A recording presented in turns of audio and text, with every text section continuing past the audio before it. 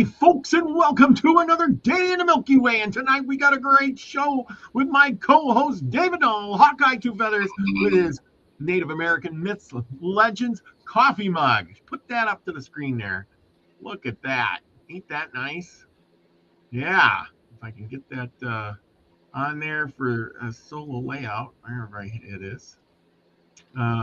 It's all good. Anyway, if I go like this, and then anyway, so with that, and I got my shirt on. I got my Native American Myths and Legends shirt. Thank you, Nina, for putting that on your Streamlabs. Link is in the description, and it is up on the pinned comment. So if you want to get one of these for Christmas, she has holiday stuff out there too.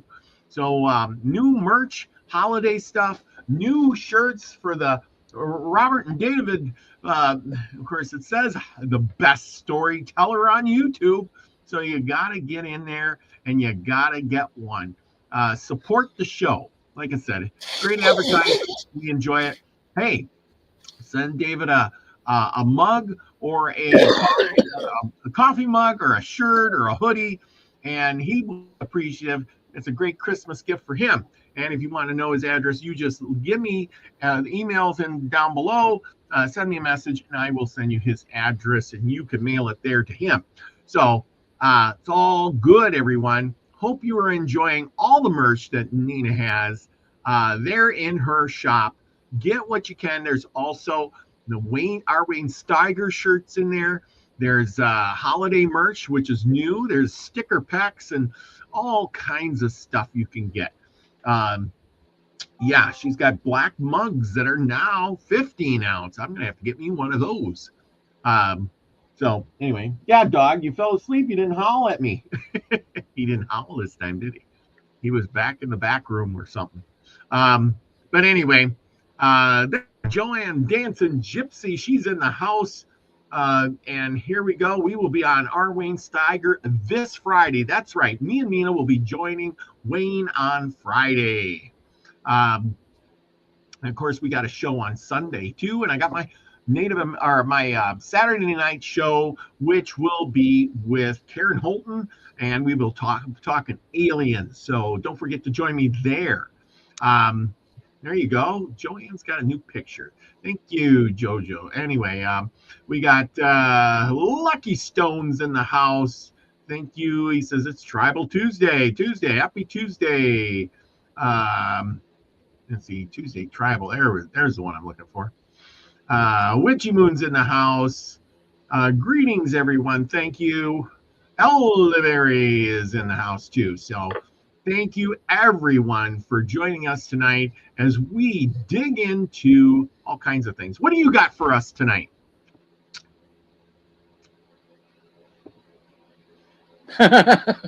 Pause. Yes. Hi, everybody. Good morning, good afternoon, good evening. And as always, we greet you with the love and the honor of the infinite creator. And as always, we wish you well and hope that you're doing the very best. And our story for this evening is called The Youth and the Dog Dance. And there goes Duggar dancing to the window. So he went on cue. And so that's the story for tonight. And of course, I will be pulling cards later on. So get your favorite animals out and figure on what's the message for tonight. So with that, back to you, Robert. Well, today we're going to be talking about Caleb Greenwood. So they're, it's one of those guys, a mountain man from way back. We're going to learn all about it, at least as much as we can. Because, all this stuff was a long time ago. So here we go. This is about as good as I'm going to get it for him. We got other pictures too. So, so anyway, tonight we're not just talking about mountain men. You already know. No, it's not Kit Carson and not Jedediah Smith and not Jim Bridger. Well, of course, we're going to do those sooner or later. We already did Kit Carson and Jedediah Smith, but Jim Bridger is coming up. We're going deeper. We're going into the edge of the frontier to a man who lived so long and saw so much that he connects the beginning of the West to the moment America finally reached the Pacific. And who was this guy? His name was Caleb Greenwood. And when most men were settling down to die, he was still out there carving trails through the Rocky Mountains, guiding wagon trains over the Sierra Nevada, and opening paths the history books forgot to mention. And thinking about that for a moment, he was born before the American Revolution, and he was still riding, still working, still surviving in the wilderness when the gold rush began. He lived with the Crow, he traded with the Mandan, he trapped beaver at the age before maps. He was a guy who was making the maps, probably, and he helped cut the trail that led thousands into California, long before there was a railroad or a state or a flag painted in the soil. He didn't write his story down. He didn't care about fame. He left something much harder to erase, a trail that carried families, wagons, fortunes, and the future of a nation. And yet, most people alive today have never heard his name. So tonight, we're going to put him back where he belongs, not in the shadows, but in the story of how our country was really built. So welcome to the show about Caleb Greenwood, the forgotten pathfinder of the West. And what do you think about that guy? He's going to be interesting, isn't he? Yeah, and you said before the gold rush, which one? Well, the 1849. Well, yeah, but there was a gold rush in North Georgia also. Oh, so, no, we're talking out west. We're talking mountain men, But yeah, we're going to come up with a guy the next couple of episodes. We are going to be talking about mountain men, actually, that carved our country out with the founding fathers.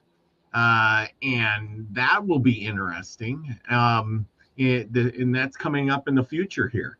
Well, it's going to be time for, Thanksgiving. And we got to know a little bit about what was happening back then. There, believe it or not, you're right. Georgia, Virginia, Massachusetts, all those places, they had their own mountain men who went out there and conquered the Appalachians. Yeah. Because, they didn't just show up with paved roads and power lines going down, houses built, and you just go down and pick out one, and I like that one over there. All right. Hey, there's Amber Dawn. Haven't seen you in a while, Amber. Thank you for being here tonight. Anyway, I think Elderberry's right. Real trail cutters. Yes, some of these men were so tough. There's 7P. Haven't seen 7P in a while either. Thank you all for being here tonight. Anyway, so as we get going on this, who is this guy, Caleb Greenwood? Forgotten. How is he forgotten? That's a good question. Tonight we're going to talk about a mountain man most history books barely mention. But without him, tens of thousands of settlers would have never made it to California. And his name was Caleb Greenwood. Of course, you never heard of that guy. But maybe you have. And he lived a life that stretched across an entire frontier era, from the fur trade to the wagon trains, all the way to the gold rush. And this man was born before the United States even existed. He was still guiding wagon trains over the Sierra Nevadas when he was almost 80 years old. Now, that's not a myth. That was documented history. So, Hawkeye, what do you say to that? 80 years old, riding a horse, guiding trails through the Sierra Nevada mountains. Could you do that? I don't know. I'm not 80 yet. Well, I'm I only mean, 73, but I know it would be tough. well, yeah. I mean, I think about that and I'm thinking, holy cow, 80 years old. I mean, just think you're 73, you've gone through all these heart problems and eye problems and back problems and so forth and so on. Back then it was like, you got a problem, you just live with it, right? That's right. And here, bite down on a stick, and you got some pain in your back. Well, tough luck. You can't see. Well, there is no eye doctor to go get glasses from, is there? Nope. And well, you're just blind. And thank you, Amber, for joining us tonight. Yeah, have a good evening. Come back again sometime. I'm glad to know you're still alive and out there. Anyway, back to the story. Anyway, the point is 80 years old. Most people didn't live to 80, did they? No, and most people, if they were 80 years old, they'd be sitting on the front porch. Yes, exactly. They would be sitting on the front porch, not out there taking trails and fighting Indians, and because even if you're out there at 80, the trail and that you're still, this back in these days, there were still wild Indians out there. You could be killed, scalped. You should have been the guy at the log cabin on the porch, saying, well, we're moving to town. Because there was no easy, even in town back in those days, there was no easy living. It wasn't like you had city sewer and water and electricity piped to your house. There was none of that. You have coal stoves and wood brought in, and you had to plant a garden and can your own vegetables because there was no store. You had to get flour and beans and rice and grind your own. Well, it probably wasn't even rice. You probably even had to make your own liquor. Oh, yeah. Right? Can you think of anything else there that we take for granted today? Toilet paper. Oh, for heaven's sakes, yes. That is so true. Toilet paper. There are a lot of inventions that man has invented, but using their, how did they do it without toilet paper? And it's called your hand, Yeah. and or a leaf or something. But most people didn't want to, back in the days of Boy Scouts, tried to wipe with a leaf, and literally that shit don't work. Okay, I mean that literally. You're better off with using your hand and then washing it off. And be, oh my God, oh my, what am I going? Well, people did what they had to do back in the day, and they never thought twice about it. In some ways, I think you're right, but we forget the aspects of it. What did the women do? Nina says they didn't have tampons. I don't. That's right. And Joanne says, she says no Codex pads, Cotex or Cortex or whatever Cotex. the hell. Well, yeah, those things. Well, and here's something that I don't know if they talk about it now. But the frame, she's on the rag. Yep. Well, how did they get that? Well, because the women literally had to use a rag and tie it up to around their waist with a belt that they had, and they literally tied it up, and that's what caught the menstrual cycle stuff. And so it was horrible for women back in the day because they literally had a mess on their hands. Wow. And the women who were menstruating in the tribe were often sent off from the tribe until they were finished with their cycle. And so there are a lot of different traditions, but no, toilet paper, and I mean, the paper napkin, just to be able to wipe yourself clean, and now they've got stuff in these, that's like baby wipes for men, you know, Yeah. Yeah. and they don't hold up, let me tell you. But you know, baby wipes for men, and so it's unbelievable how far we've come. But that invention right there, you know, and it probably saved a lot of lives too, because of you know, the cleanliness factor of having to, you know, wipe oneself after you're finished, you know, versus having to use your hand, you know. Man, you can just imagine that if you couldn't clean your hands well enough, you know, you could spread germs. So anyway, Yeah. it was sanitary and most beneficial. So toilet paper. Yeah. Yeah. So, yeah, it was rough life. It was rough life. Let's get back to talking about Caleb here and being 80 years old with no toilet paper. Oh, man. Well, Oh man. yeah, just when I think of it, it just makes me kind of chuckle. But anyhow, um, anyway, let's get back to him. And um, Caleb was. Oh, let's see, where am I? Anyway, Caleb was born in 1763, probably in Virginia. That means he grew up before the American Revolution, a world where the frontier was still raw. It was kind of unmapped and dangerous.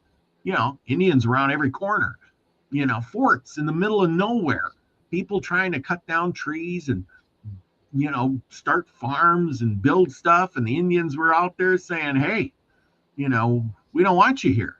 And of course, as the farther the white man moved west, so did the Indian. He was pushed out of his home and fought with the white man, and it was a dangerous place. We don't know much about his childhood anyway, but we do know this: by his early 20s, he was already in the wilds of the West, trapping beaver and hunting in the lands that would one day become Missouri and Montana, Wyoming, and the Dakotas. Hey, that's where I'm at. This was the fur trade era, long before cowboys and before the settlers, before the West had towns or railroads. How we forget about that stuff. Towns and railroads and easy travel. No, it's all hard, carving it out as you go. The men who worked this land were called mountain men. We've been doing a big long series on them. And they lived with the native tribes, traded with them, married into them, and depended on them for survival. And Caleb Greenwood was one of those men. Life with the Crow and the Mandan tribes. So, at some point in the early 1800s, Greenwood married a woman of the Crow Nation and spent years living among both the Crow and the Mandan tribes along the Missouri, or the upper Missouri River, I should say. This wasn't a temporary arrangement. He raised children and grandchildren in native communities, and he learned multiple tribal languages, which we've talked about. Learning the different languages is very important. You can be going from, you know, one place to another and run into a new tribe. They got a whole other language. So learning that sign language, different languages that are close by, just like if you were in Europe, you know, you cross the border and they're speaking Czech, and then you go over there and they're speaking German, and then they go a little farther and they're speaking Italian. Well, you better know a little bit of the lingo. Remember Dalibor? He said he could speak 5 languages. Amazing. Yep. But yeah. Now let me bring something else up. So Yeah, go ahead. we've discussed mountain men for many a chapter now, many a Tuesday night, and not every one of the mountain men could speak more than one language. So, you know, there might have been, well, this, you know, this guy could speak Creek, or this guy could speak Ojibwe, you know, but there were, you know, there were only a few that could speak 5 or 6 of the different native languages. So I just find that interesting that he is a predecessor of all the other mountain men who could speak more than one language. Yeah. Well, if he lived with them, married into them, I mean, back when he was out there, uh, there was no cities. The biggest city you could find was a tribe of Indians. Right. So, marrying into him, and he had children and grandchildren with him. Well, Yeah, but that don't mean you can learn languages. I mean, well, yeah, but I could is if be around the Spanish and not know how to speak Spanish. Yeah, because I agree. But I've tried. If you're in that, the only thing I'm thinking is when you submerge yourself into that culture for that amount of time, you're just gonna pick up. You're gonna pick up stuff to communicate. No, but I still think that it's a good trait and not necessarily a trait that every pioneer man or woman picked up. That's my point.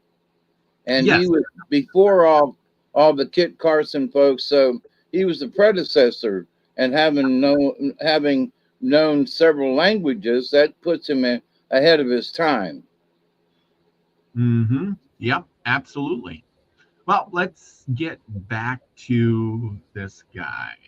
As soon as I can put it on screen. I was trying to give him kudos. Yeah, well, yeah, no, I totally agree on that. Anyway, so he knew multiple tribal languages. And later in life, when the wagon trains needed a guide, he was the one they hired. Not because he was simply brave, but because he knew the land and the native peoples who lived on it. And of course, he could be that bridge we've always talked about between the two worlds, especially if he could speak those languages. The world was he joined the old tribal world with the incoming new world of American expansion. Now, a mountain man who lived with the tribes was not considered civilized by the white society. I did not know that. But out west, skill mattered more than manners. Remember, we talked about some of that. These guys would be out in the wilderness so long that when they came back to society, they just didn't fit in either. Well, but Caleb Greenwood had skills. He could bridge that gap. He must have been acting civilized anyway. Well, by the 1820s, he was working with some of the biggest names in the trade, the Ashley men, and one of those who blazed the river routes and organized the first Western rendezvous. He was one of those guys. So he helped out. He'd been out there already before the 1820s doing all of this. Maybe he was the one that taught these other guys, like, to be who they were, because they had to have teachers, didn't they? Well, he trapped beaver and traded pelts, survived winters that kill other men, and became one of the most experienced scouts in the Rockies. Amazing, we never heard of him. And he was the very first rendezvous, or he was at the first rendezvous in 1825, alongside men like Jim Bridger, Jedediah Smith, and Kit Carson. He wasn't a side character. He was one of them. Well, wouldn't you know? But, by this time, 1820, well, heck, he was born, where was it, 1863? Wow, he was already 40 some odd years old. He was getting up there to be close to his 50s. But that didn't stop him from anything. Then something changed. Wagon train years. The beaver trade collapsed, and we all know that was by 1840s. It was done for. There was no beaver to trade, and they were getting silk hats now. That was the in thing. And the world was shifting. The frontier was filling with settlers and not trappers. And this is where Caleb Greenwood takes on a new role. He became a guide and a pathfinder. And in 1844, at roughly 80 years old, he helped guide the famous Stevens-Townsend Murphy party over the Sierra Nevada, the first wagon train to ever make it all the way to California with wagons intact. Apparently other people tried. This was before the Donner Party. The Donner Party who ate each other to became cannibals. And this Well, was see, before. what you just stated is that the first the first group to reach California with their wagons intact, Yep. because there were sections that were so bad they simply couldn't get their wagons across. They're up, 9,000 feet, and they reach a spot where they can barely climb over, or barely get their horses through, and they look back at their wagons and go, okay, and they leave them. They have to. They can't go any further. Yep. So it was subsequent, um, times where they would go and go, well, maybe we shouldn't go up this draw. We'll go up this one. And that was the first one that made it with their wagons intact. That was a really big deal. A really big deal. You mean you got your wagons? You mean you didn't walk in here with your horses? Nope, we got our wagons with us. Holy crap. That was a big deal. Yeah, no, I totally agree with you. That's the thing is well, that and the wagons would break down, and you know remember with the Donner Party, they didn't leave on time. They didn't get, you had to time it just right because of the snows and stuff. You had to get there, get over the mountains, and then once you were in California, the weather changed. It was super nice, but getting over those mountains, you could run into snowstorms. Well, which is what happened to the Donner Party. They dinked around so long that once they got up there, it snowed. They stopped, and then they all froze right there in place. And you didn't have enough food and water and stuff supplies to last them all winter. Yep. And I mean, my brother and I were in the Sierras on July the 6th yeah, in 1999, and we camped about 15 miles from where the Donner Party exhibit still exists. They have it there on your way to Reno into Nevada. And so there was still snow on the ground, and the temperature that night was into the 20s, and the water in our canteens froze. You couldn't get water out of the spigots because they were all froze.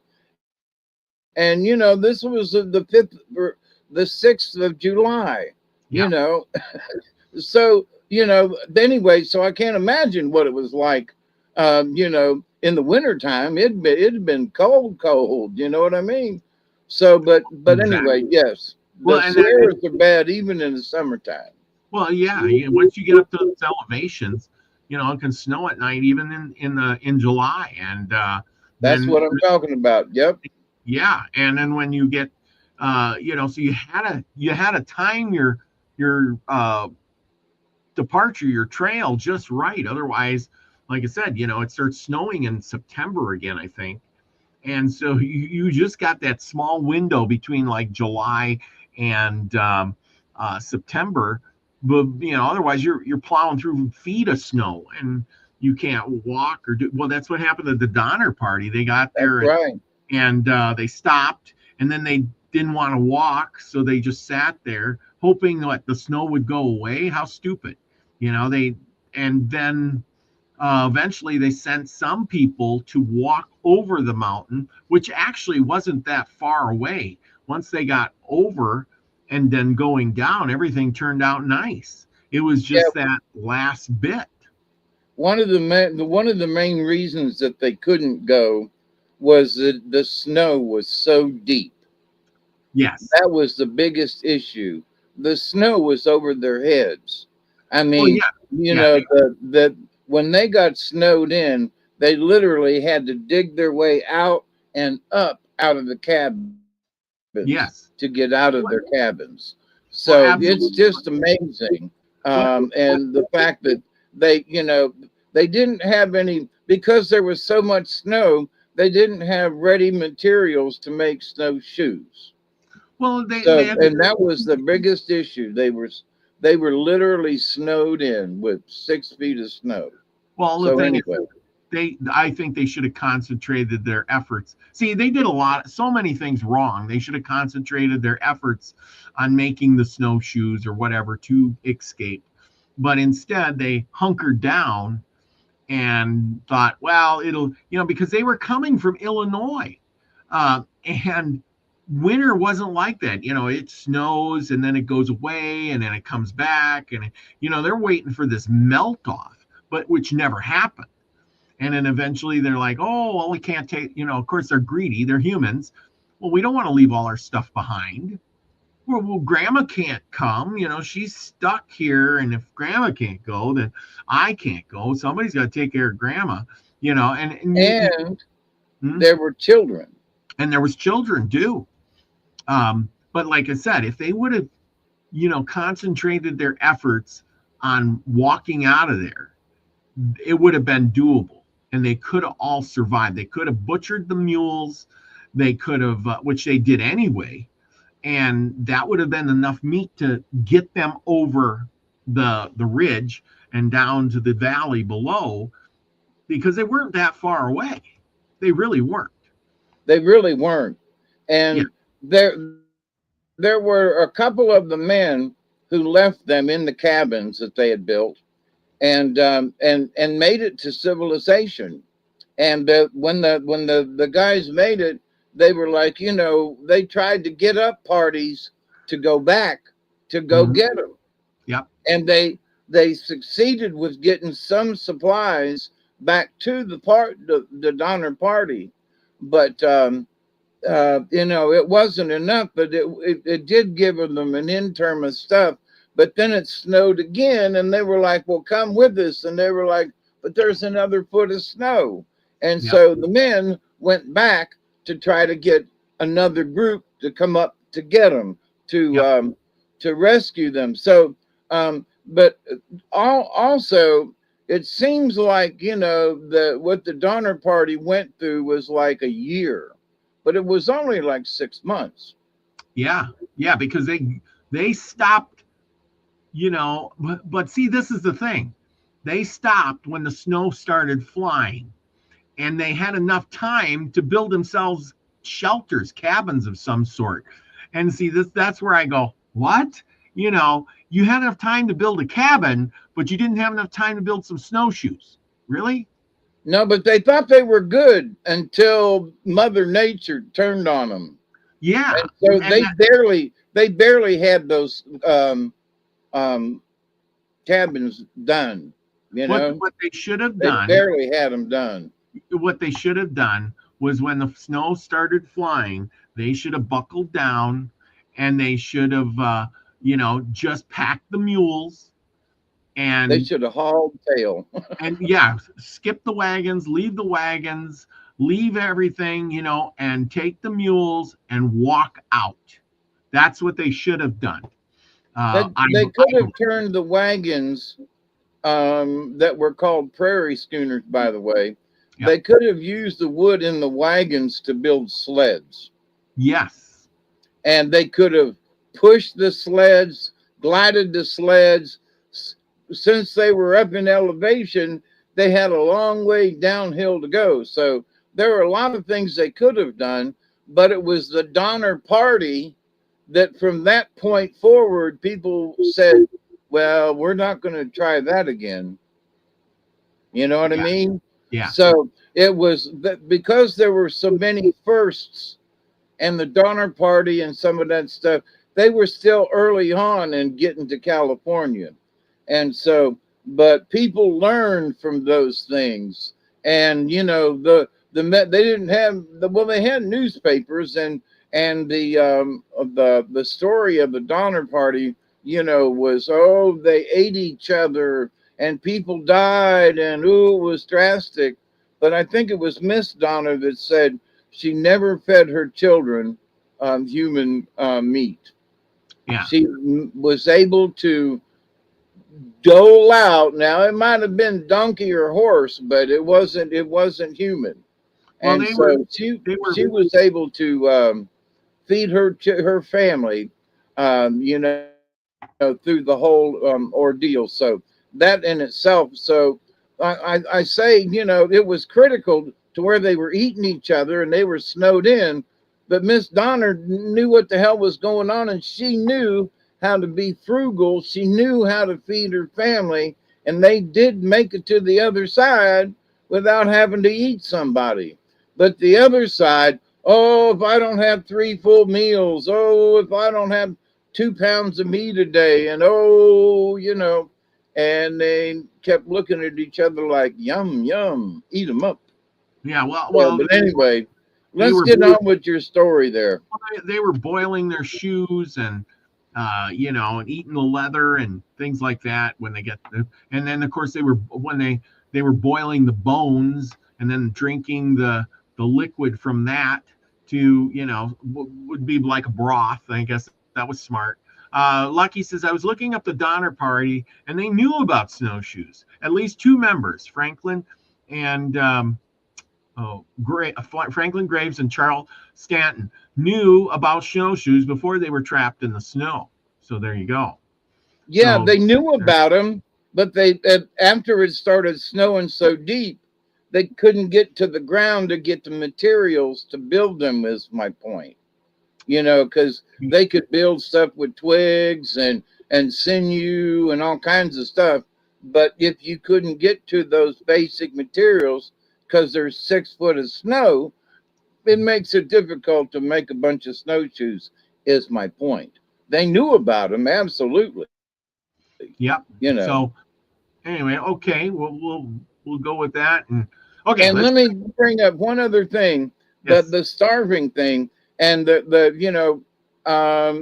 like, they were so hungry, they were eating bark off of trees. Yeah. Yeah. Well, I watched about an hour-long thing about how you can eat the inside part if you peel off the bark of the tree. Yeah. And there's the cambium layer, and that the pioneers back in the day, regularly, peeled the bark down. Indians did it, when they were, traveling through. They could take their hatch or whatever and, chop, chop, chop, chop. They knew how to do it. Peel back the bark, especially in different times of the year. And they were eating the bark of the inner bark of the tree, not the outer, but absolutely. So, when you hear a story about eating the bark of a tree, that is true, but it is, but it is the inner bark, not the outer bark. Yep, and it's got vitamin C, Lucky says. It's got all kinds of stuff in it. Yeah, oh, absolutely. It's got the nutrients from the tree itself. The sap has, all kinds of nutritional value in it. So, it's a good deal. Absolutely. Okay, let's get back to here. Well, anyway, so historians now credit Caleb Greenwood with part of the Sublette-Greenwood Cutoff, a faster, drier, and more dangerous route that saved immigrants weeks of travel time. That shortcut became one of the main arteries of the westward migration, especially during the gold rush. Okay, so, this is a man who helped shape the West, or is really not far stretch, because he did, finding these different routes. Thousands of people walked in his footsteps, literally, because of the trail he helped to cut. Well, what happened in the final years? And by the late 1840s, Greenwood was living in Northern California with his mixed heritage family, children, grandchildren, tribe-connected descendants, and he was still acting as a scout, still helping immigrants, still living the same free, rugged life he always had. He likely died around 1850, somewhere near the Sacramento or Yuba River. There's no grave, no monument, no statue, just stories, trails, and the names of creeks and towns that remembered him. And why did history forget him? The simple reason is you never heard of his name in school. History tends to celebrate the builders, the generals, the politicians, the railroad tycoons. But the West was not opened by businessmen. It was opened by men like Caleb Greenwood, men who could read the sky and judge a river and negotiate with a tribe, survive where most men died. And he wasn't writing letters to Washington. He wasn't riding horses through blizzards in the 70s, guiding families into the world where he didn't exist yet. Yeah, that's what he did. So, what did he leave behind? Not books, not speeches, not money. He left a trail, a literal trail across the land, carved by boots and wagon wheels, and the memory of a man who refused to settle down. And maybe that's the most frontier legacy a man can have or leave behind. People still remember him, even if the history books don't. So, what a great, life to keep guiding trails all the way to your end of your life. You know what I mean? Keep doing what you love. Most of these guys by this time were all crippled up and bent and beaten, and or they got killed off. You know what I'm saying? Well, yeah. But he died before the Indian Wars really started up, Yeah. So the West and what you just read, I've been thinking right along, looking for a place to mention it. With living amongst the tribes, he knew how to barter. So if him and a group were coming across, and there was a band of natives, he could speak to them and say, okay, what's it going to take for us to keep going? Yeah. Y'all need a couple of blankets. How about some beef jerky? What y'all need, Yeah. So he could barter in such a way that, especially if some of the natives over the years got to know who he was, they'd go, oh, there's Caleb, or Caleb, depending on where and that, so they'd go up and, okay, Caleb, what, last time you gave me a couple of blankets and, a couple of knives and, what you got for us this time? Well, we got some pots and pans, and we got some other stuff, will that be enough to let us pass through and y'all not be pissed off at us?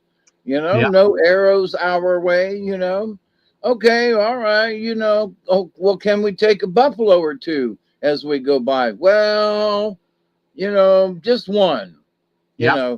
You can take a buffalo, and all right, we'll throw in another couple of pots or pans or something, and we'll go on through. So he knew how to barter, and and by the time of 1850, you could still do that. And some of the other pioneer men that we heard from in the 1870s and 80s, one of the reasons why they were so effective was because they knew how to barter, But I think he was one of the first white men, mountaineer people, to really make a living at it, if you will. Because at 80 years old, he was still doing it, Yeah. Well, So, but here's the thing too is even though he was out there and doing this stuff, like you said about the natives, we hadn't gone out there and plowed up their ground, fenced it off. We didn't shoot all the buffalo yet. So there's still right, buffalo running around. So it was like, it ain't so bad. We don't see hardly any white men, and right, it's okay. And when we do see the white man, because of like the rendezvous where the white men and the Indians would get together, it was more fun and fitting, and you did a bunch of trading and drinking and it wasn't like the white man was there to say, I take this land now, it's mine, you stay off. All these And buffalo on my land is mine. and you know one thing about that back then What? is that the settlers were literally passing through. They didn't Yes. stop.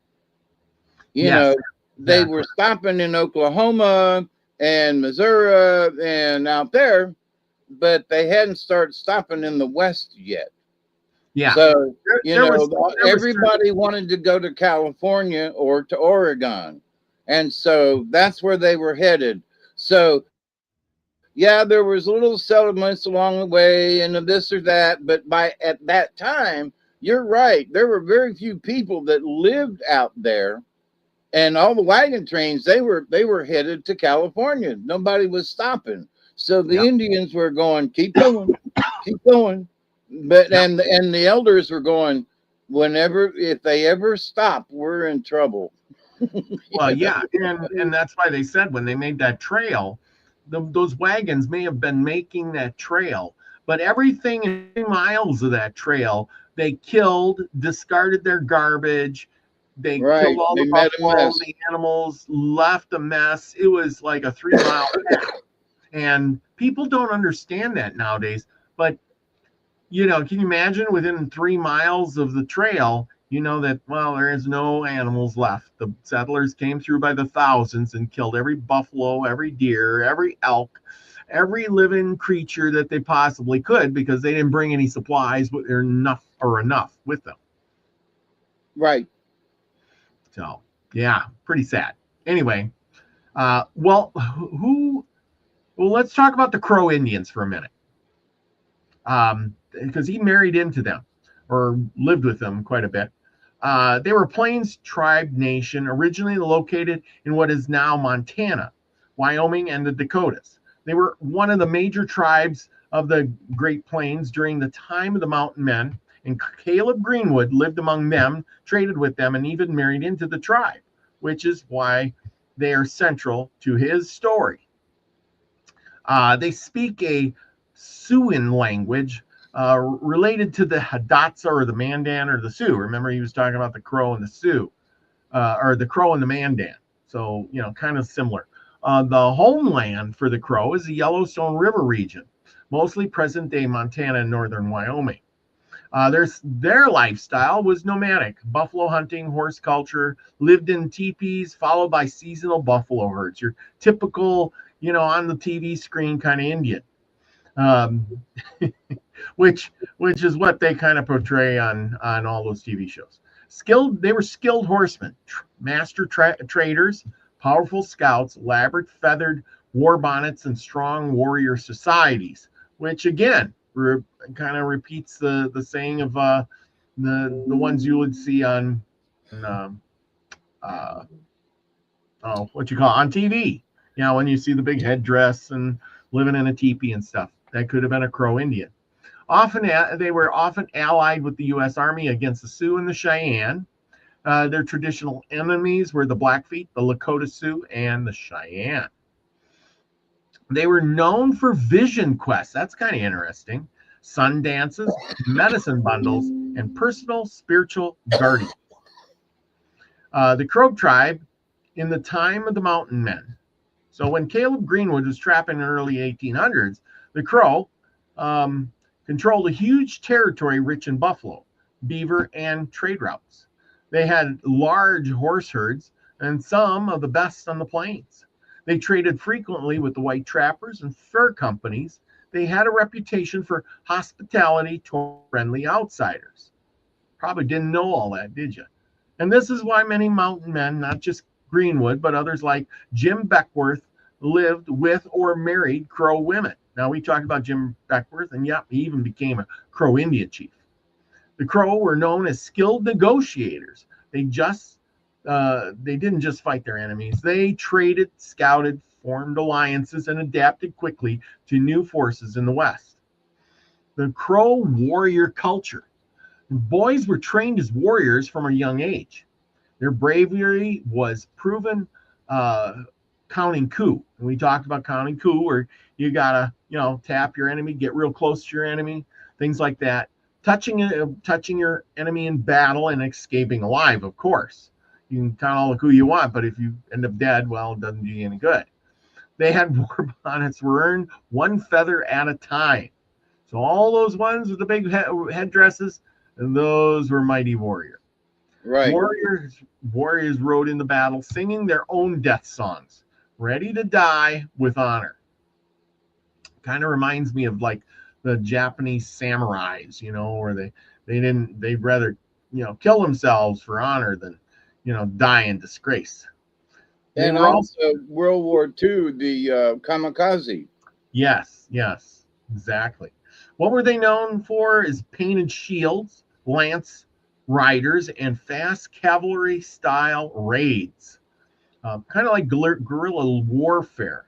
Again, reminding me of all those shows on TV where you get the Indians running with the shields and the lances and they race in, attack the wagon train, and ride out. Okay, unlike some tribes, the Crow often allied with the United States, not out of loyalty, but survival strategy. They needed the U.S. support against the Sioux and the Cheyenne, their strongest enemies.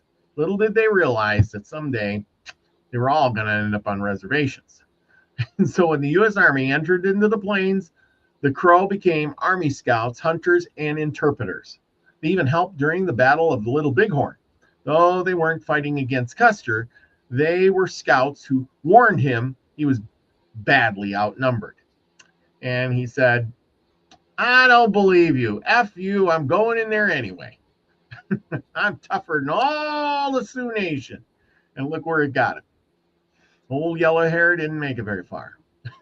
How does this matter to the Greenwood story?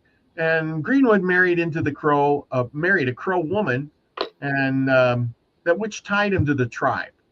He gained protection, trade access, and cultural knowledge. He learned their language and their geography, which later made him a top guide for wagon trains. Well, again, he had sons who were half Crow, and some later became scouts in California. And when Caleb Greenwood lived with the Crow, he lived inside one of the most influential Native nations of the frontier era, not as a visitor, but as a family. So this is who Caleb Greenwood was. So what do you think of that? What an interesting story. Crow Indians. I hope you learned a little bit about both.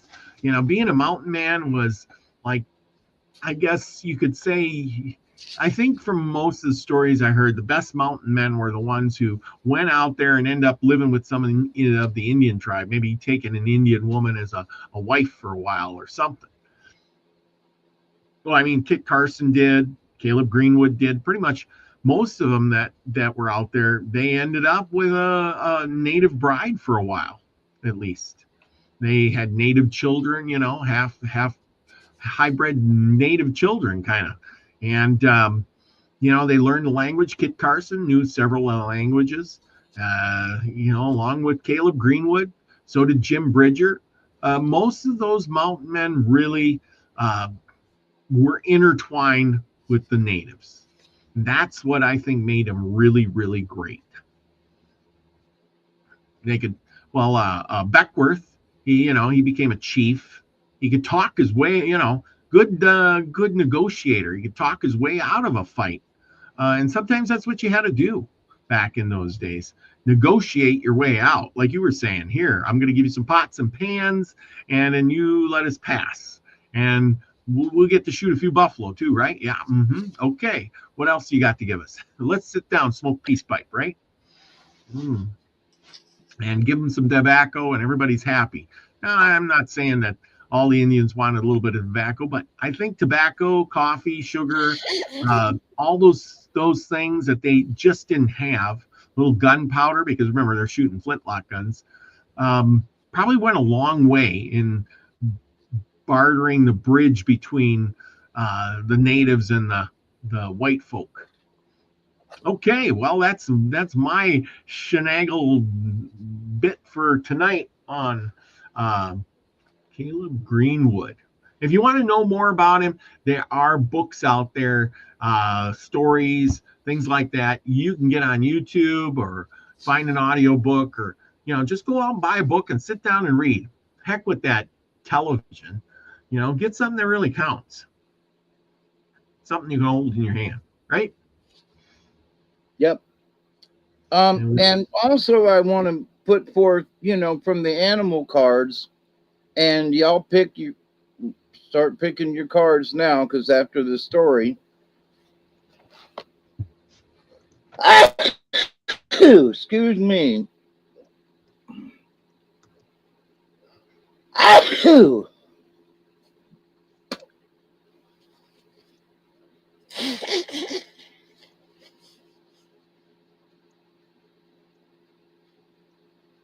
Okay, well, anyway, pick your cards, everyone.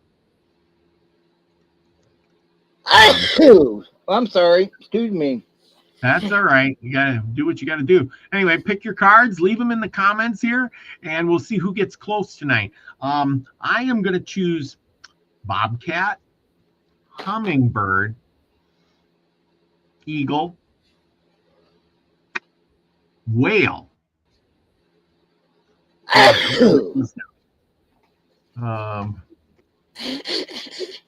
Hummingbird and whale. Gotta get a piece of paper here.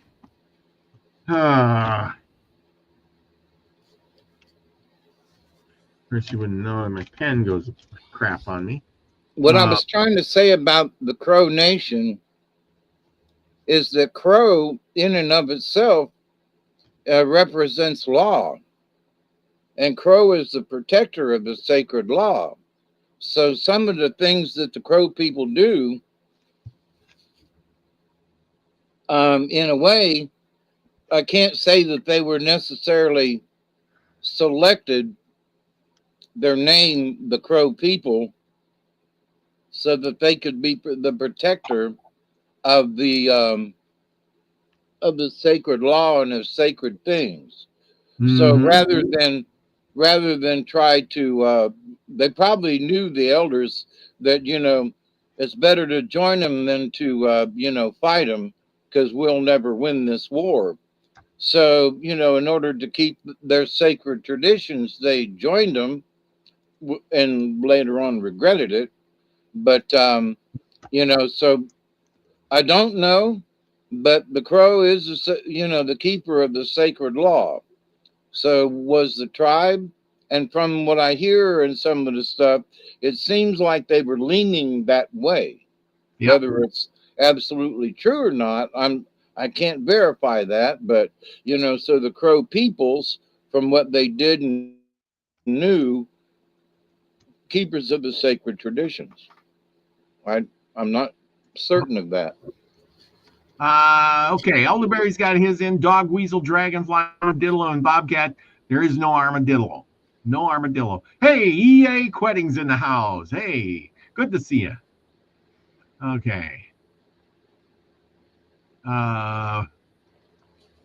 There you go. Armadillo. No armadillo. I'm sure there's no armadillo. Well, I thought there was. Oh, maybe there is. I don't know. Maybe there is. Oh, sorry. Okay, sorry. No armadillo. I was wrong. I'm not sure, but no, there is armadillo. Oh, okay. Page 149. Yep, armadillo. Oh, I'm wrong. I thought there was none. I could be wrong. I am picking hummingbird, whale, eagle, badger, owl, and bobcat, or lynx, or whatever. Lynx, bobcat, whatever. Okay. Yes, there is a spider, Joanne. There you go. Yes, there is a spider. It says dog, dolphin, cat, elephant, and possum. Yes, I think. No elephant. Oh, there's no elephant. No elephant. Sorry. Yep, no elephant. Donkey. No donkey. That'd be horse. There's horse. No donkey. There's bison or buffalo, but no ox or nothing. So there you a few little. There's no oxen. No. Yeah. Few small rules we got to stick by. Got to go with the cards that you got. Well, some of the things like oxen were brought over from Europe, and so even the horse was brought over by the Spaniards.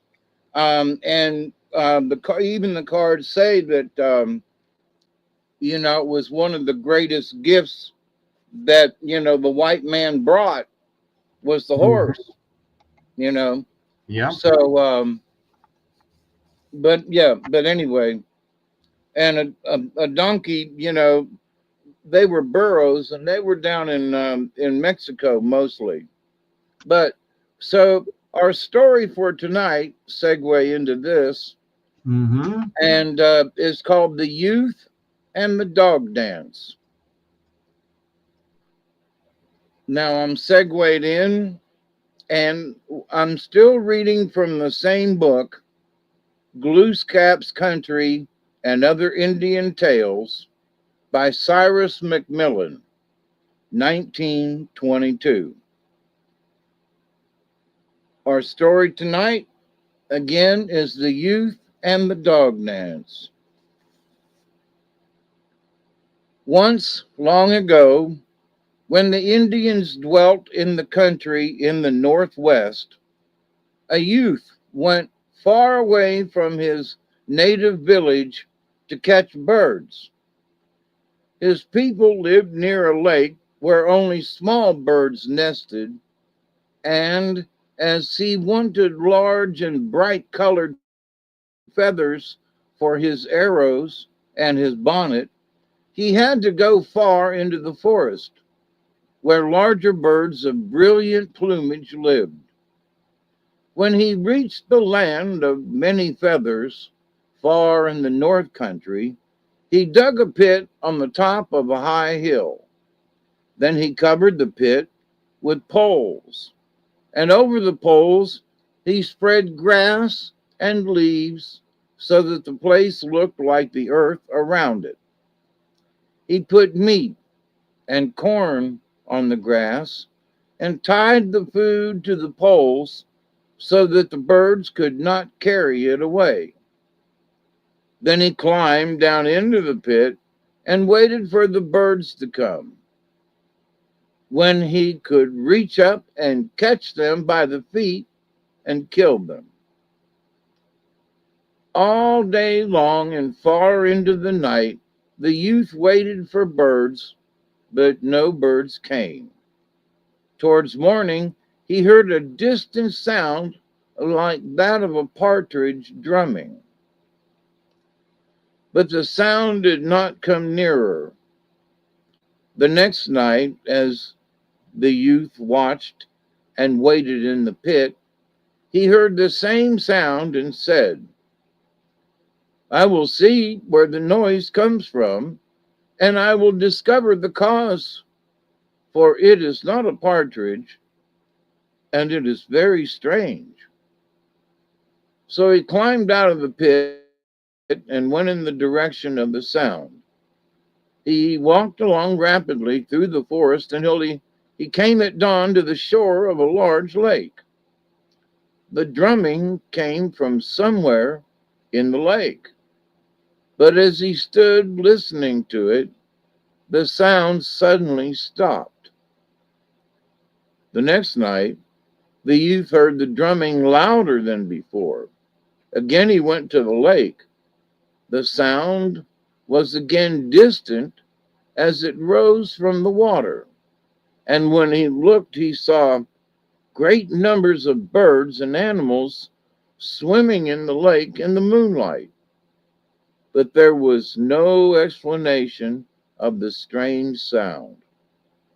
As he sat watching the animals and the birds, he prayed to his guardian spirit to tell him the cause of the drumming.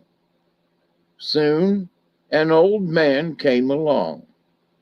He was old and bent and wrinkled, but his eyes were very kind. The youth gave him some tobacco, and they sat down together on the edge of the lake and watched the swimmers in the dim light and smoked their pipes. "What are you doing here?" asked the old man. "I'm trying to learn the cause of the strange drumming," said the youth.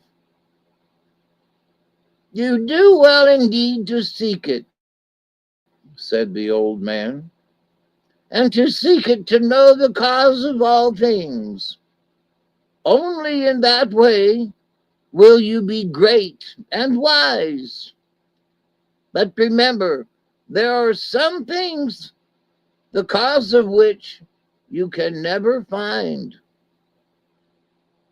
Where have you come from? Said the boy. Oh, said the old man, I lived once upon a time like you in the country of fancy, where great dreams dwell. And indeed I live there still, but your dreams are all of the future, while mine are of the past. But someday you too will change, and your thoughts will be like mine. Tell me the cause of the drumming, said the boy. And the old man said, take this wand, and I will give you, and wave it before you go to sleep. And maybe you will see strange things. And then he gave the boy a wand and disappeared into the forest. And the boy never saw him again. The boy waved the wand and fell asleep on the sand as the old man had told him. When he awoke, he found himself in a large room in the midst of many people. Some of them were dancing gracefully, and some sat around and talked. They wore wonderful robes of skins and feathers of many different colors. The boy wished he could get such feathers for his own clothes and his bonnet. But as he looked at the people, he was suddenly aware that they were none other than the animals and birds he had seen for 2 nights swimming in the lake in the moonlight. They were now changed into human form through some strange and miraculous power. They were very kind to the youth and treated him with great courtesy. At last, the dancing ceased and the talking stopped, and one who seemed to be the chief stood up at the end of the room and said, "O young stranger, the Great Spirit has heard your prayers, and because of your magic wand, we have been sent to you in these shapes. The creatures you see here are the animals and birds of the world. I am the dog, whom the Great Spirit loves well. I have much power, and my power I shall give to you, and I shall always protect you and guard you. And even if you should treat me with cruelty, I shall never be unfaithful to you. Nor shall I ever be unkind. But you must take this dance home with you and teach it to your people, and they must celebrate the dance once a year." Then he taught the youth the secrets of their dance. When the youth had learned the dance, the chief turned to his companions and said, "My comrades and brothers, I have taught the young stranger the secrets of the dance. I have given him my own power. Will you not have pity on a creature from earth and give him some of the power of which you too are possessed?" For a long time, no one spoke. But at last Owl arose and said, I too will help him. I have power to see far in the darkness and to hunt by night. When he goes out at night, I will be near him, and he shall see a great distance. I give him these feathers to fasten in his hair. And the owl gave him a bunch of feathers, which the youth tied to his head. Then Buffalo came forward and said, I too will help him. I will give him my endurance and my strength, and my power to trample my enemies underfoot. And I give him this belt of tanned buffalo hide to wear when he goes to war. And he gave the youth a very wondrous belt to fasten around his waist. The animals and birds, one after the other, gave him gladly of their power. Porcupine gave him quills with which to decorate his leather belt and his bonnet. And he said, I too will aid you, and when you make war, I will be near you. I can make my enemies as weak as children, and they always flee when I approach, for they fear the shooting of my quills. When you meet your foes, you will always overcome them, for I give you power as it was given to me. And Bear said, I will give you my toughness and my strength, and a strip of fur for your leather belt and your coat. And when you are in danger, I will not be far away. And then Deer said, I give you my swiftness, so that you may be fleet of foot. And when you pursue your enemies, you will always overtake them. And should you flee from them, you will always outrun them in a race. Then the birds spoke again, and Crane said, I give you a bone from my wings to make a war whistle, to frighten your enemies away, or to summon your people to your assistance when you need them. And I give you my wings for your headdress. The giant eagle then spoke and said, O youth, I will be with you wherever you go, and I will give you my strength and my power in war. And even as I do, you will always see your enemies from afar, and you can always escape them if you desire. And he gave him a large bunch of wonderful eagle feathers to tie in his hair as the token of his fidelity. And finally, Wildcat said, I give you my power to crawl stealthily through the grass and the underbrush, and to spring unexpectedly on your foes and take them unawares. And I give you too my power of hiding from my enemies. And he gave him strips of his fur to decorate his clothing in token of his friendship. From all the animals and the birds the youth received power and gifts. Then he waved his magic wand and lay down to sleep. When he awoke, he found himself on the shore of the lake, and far in the east the dawn was breaking.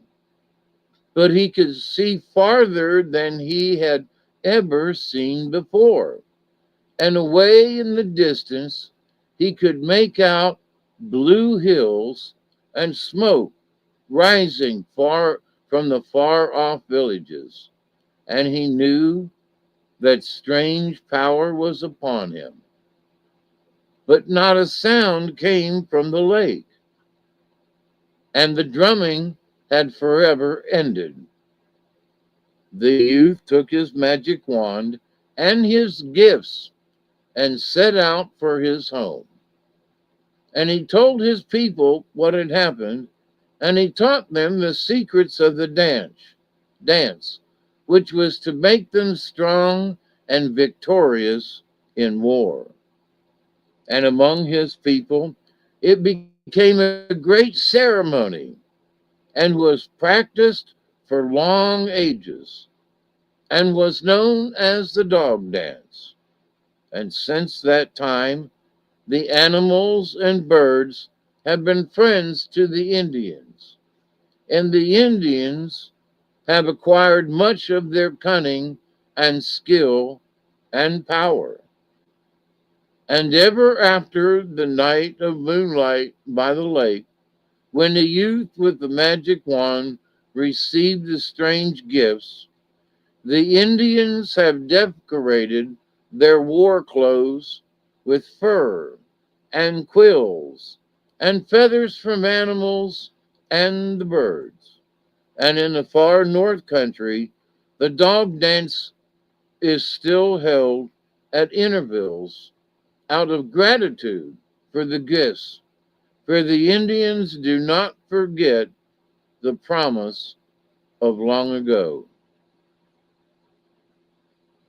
The end. That was a very interesting story. And next week's story is called The Boy in the Land of Shadows. So you'll just have to tune in till next week. The boy in the Land of Shadows. The Boy in the Land of Shadows. So that's why the feathers, and that's why the headdress, and but he went to the animals and spoke to them and lived with them and danced with them and spoke with them, and and they agreed to give him these powers, and with them a token of fur or feathers or the porcupine quill. So that's interesting. So that's how you get the powers, or with the feathers. And I gotta say that there are some tribes that says the owl gave feathers, and that's true. But there are many tribes who look at the owl feathers because owl was known to be, the one to look into the darkness and look at deception. And so I was thrown out of 2 events because I had owl feathers in my hat. And Real. yeah, and that was almost 30 years ago, and I learned that lesson. But then I've talked with many elders and such, and it's not true with every tribe. Some tribes are like, "Ooh, owl feathers," and then others are like, "Owl feathers." If owl feathers come to you, they are supposedly come to shamans, and so Mm-hmm. it's like, so owl feathers came to me many years ago, 30 years ago, and now here I am studying the shaman traditions, and here I am getting ready to read the cards, and Yeah. so owl feathers for me did not bring bad omens. You know what I mean? So, but other tribes are like, they wouldn't even consider it. Oh, you got owl feathers? Now you could be a shaman and possess owl feathers. But that, anybody else in the tribe, would not be allowed. So, but anyway, uh, not all tribes looked at each animal the same way.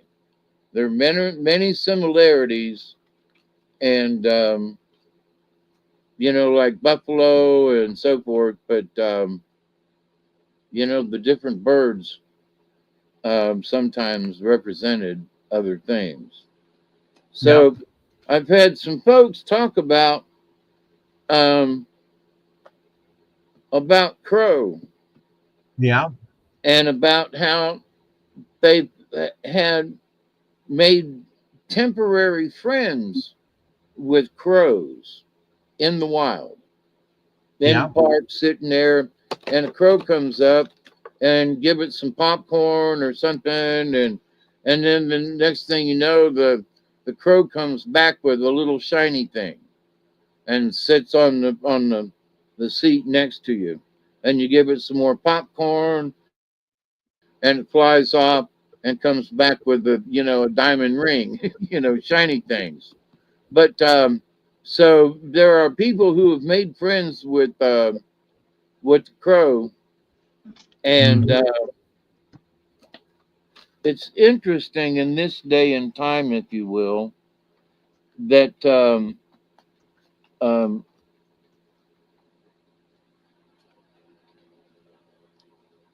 people from just not native people per se, but just people living in the city or whatever. God dog it. Forgive me, ladies and gentlemen. The cards keep slipping out of my hands. So, do I have them all? I don't know. Do Hang you? on. Hang on a second, everybody. I dropped a bunch of the cards on the floor, under the chair. I want to make sure I got them all. Okay. All right. Let me shuffle them again. I thought I was done until I dropped them. So, listen to your inner cards.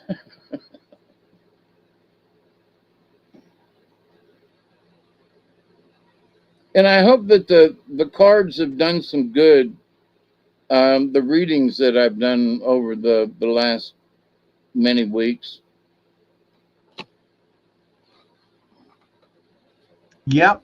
Some of them been pretty accurate.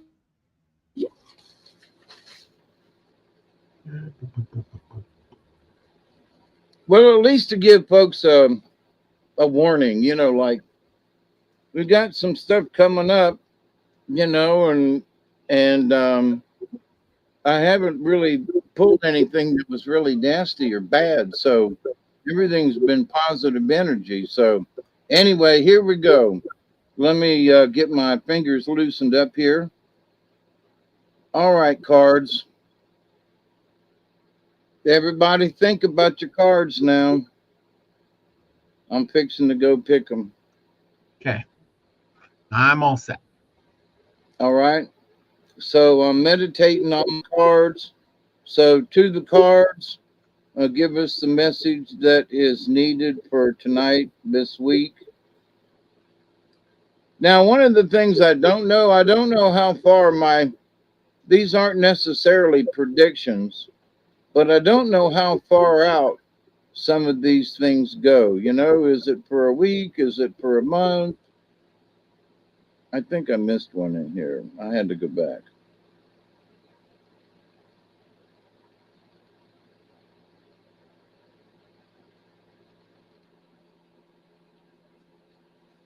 Okay. Interesting. I had to go back for this one. I'd already passed, and I Uh-oh. had to go back for it. And it was Spider. Spider. Somebody picked Spider. I I know, and noticed. it's right side up Spider too.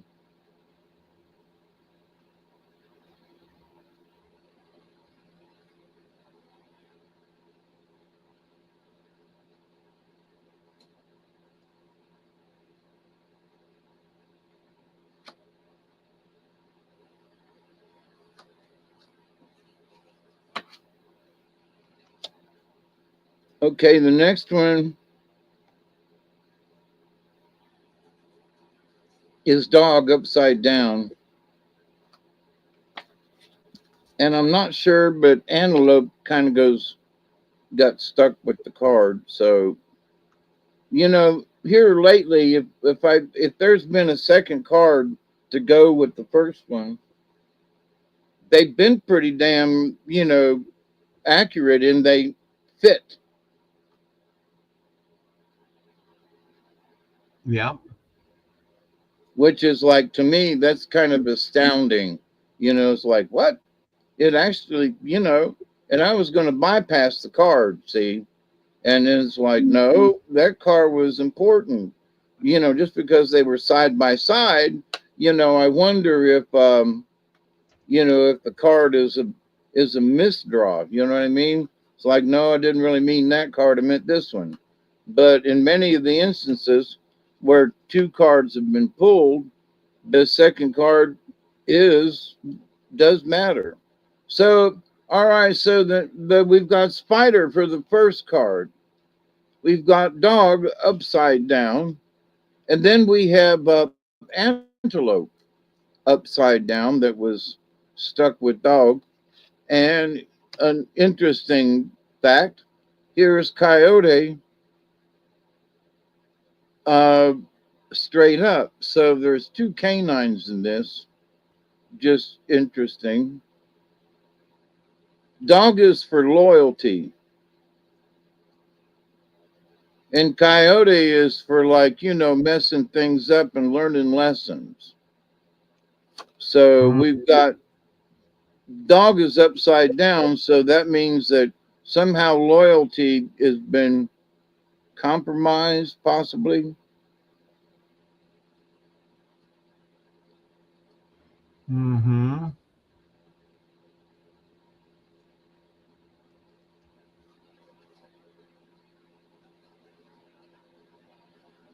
Bird whisper.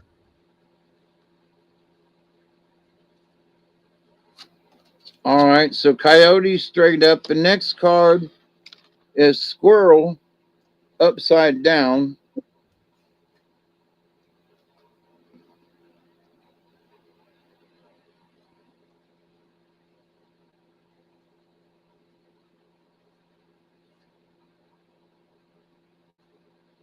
Oh, I was wondering about this one.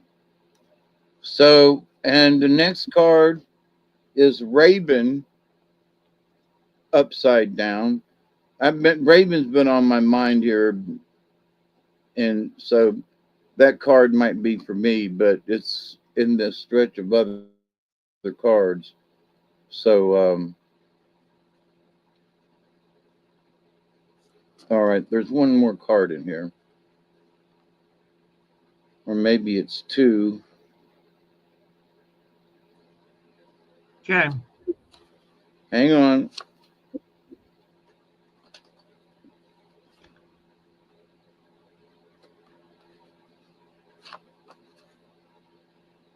All right, it seems to be a tour for the end. Okay. We've got frog and porcupine. Frog. And I thought I was done, but wolf is one of the last cards in the pile.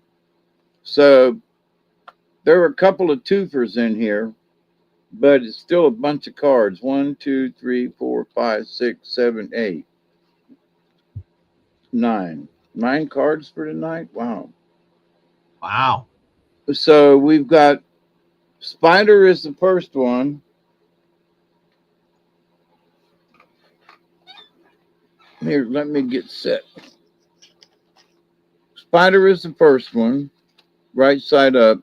Dog is the second, face down, or upside down.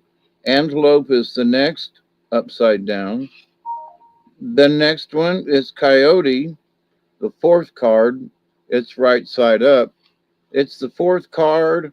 It's also number 13, and 1 plus 3 is 4.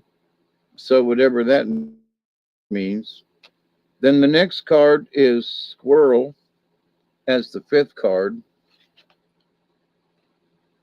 Raven is 6 card. Porcupine and frog. I'm not sure which goes first. Well, Lucky got frog. He And the got frog. last card, let's see. Okay, so Raven is upside down. Porcupine is right side up. Frog is upside down. And wolf is right side up. Frog is cleansing. Wolf, I think, is family and tribe and that kind of thing. So, and porcupine, I should know, but I can't remember. It might be respect. Raven, I can't remember.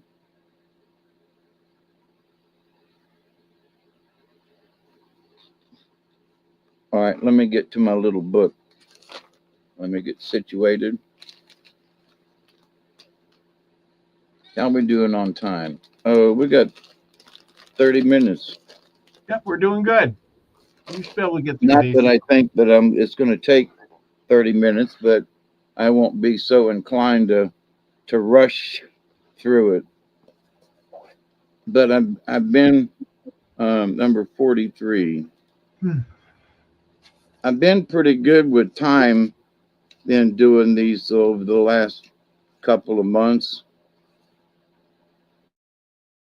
So Spider is obviously Spider is obviously weaving. Spider wove the web that brought humans the first pictures of the alphabet. The letters were part of the angles of her web. Deer asked Spider what she was weaving and why all the lines that looked like symbols. And Spider said, "Why, dear, it's time for Earth's children to learn to make records of their progress of their Earth walk." And Deer answered Spider, "But they always have pictures that show through the symbols the stories of our ancestors." "Oh, yes," said Spider, "but Earth's children are growing more complex, and their future generations will need to know more. The ones to come won't remember how to read the petroglyphs." Now, I would warn this, that if the computers ever go down, the printed page is going to be the savior. And so we have learned how to make, the symbols to read and to tell the stories. But everything is turned to digital nowadays, and people forget the printed page. But if the printed ever goes down, there goes the encyclopedias, there goes the pictures of things, and a lot of history and things will thus be forgotten. So y'all buy books and put them up, because books are valuable even today. You can just ask Robert. So here's Spider telling us that it's all about the weaving, right? And Spider weaves the web of fate. For those who get caught in her web, you can become her dinner. The web of faith also represents the wheel of life, which does not include any alternatives or solution. It is typically humans to get caught in the polarity of good or bad. Being caught in the polarity. That's interesting. So Spider brings a message of a different kind when she sees you becoming a bit too involved in the weaving of your life plans to notice opportunities at the outskirts of your web. if this is your case, spider gets your attention so that you notice that something you have woven has become fruit. Congratulations. Spider caught you just in time before you missed the opportunity on the edge of your web. Now, that's the key thing. So, in your reality and what you're doing in your daily lives, you might be humming along and everything might be great, but there might be something over here to the right or to the left of you, and or in over here on the edge of your web, so to speak, on the outskirts of your periphery of what you know and what you're doing. So you need to keep an eye on that. All right. So Spider's saying keep an eye out for that. Now the next one up is Fox upside down. So it's a positive thing. You know, Spider's telling you to watch your web, keep an eye on what's coming up. And here we go with Fox. I'm sorry. Yeah, that is Fox. Oh, that's 25, not a 6. All right. So here is Fox as camouflage. Now here's Spider saying paying attention to what's on your outskirts, and Fox jumps in here right away, and it's about camouflage. So there are times to be camouflaged and times when you should not be, when you need to come out from um, your hiding place, as it were. So watch out if your card has appeared reversed. Someone may be watching you and trying to figure out your next move. If you look deeper, however, it may be that you are watching yourself to prove to yourself that you exist. Ain't that weird? Now, Spider's telling you, look out there on the periphery. Contrary Fox is as foolish as it is cunning, and you may have fooled yourself into believing that your low self esteem is due to your being born plain or having an ordinary life. So there's Fox upside down who may be giving you false information. So you need to look out there in your web and your peripheral view and check out what's going on. You may have to dig deeply to find what excites you enough to scurry across the wasteland of your dull senses and your life. So you may have gotten into that proverbial rut. Contrary Fox may also be telling you that you've become too visible. In climbing to a place of recognition, oftentimes envy or jealousness of others is thrown into your face. If you are feeling attacked, withdraw. It may be time to assume the attitude of the hermit and deck yourself in the cloak of invisibility. So it may be that you've been seeing too much and that you need to back off. But spiderweb, remember, you need to check the outside periphery of what's going on. The next one is antelope, and it's upside down. And antelope is about action. So if it's upside down, it means there's too much inaction. So the antelope took action and came into the camp of the humans and called them to council. And the great mystery sent me to teach you a lesson.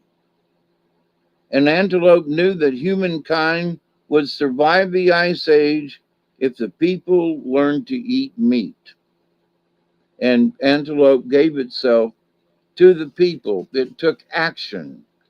So the contrary antelope is a signal that you are not listening and not acting on the will of the Great Spirit. So Spider right side up is saying, check your outside areas. Fox is telling you that maybe you've been seeing too much, but that you might need to check around you too.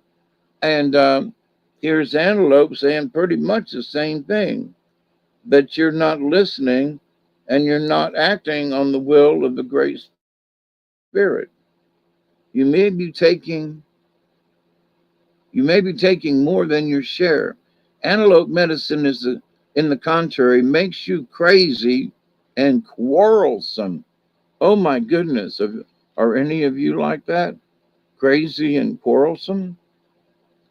So to write the contrary antelope, some steps are necessary. Have the desire to do something. Make the firm decision to begin that action. And then do it. Okay? So upside down antelope is inaction. So it may be time for you to get off your doofus and do it.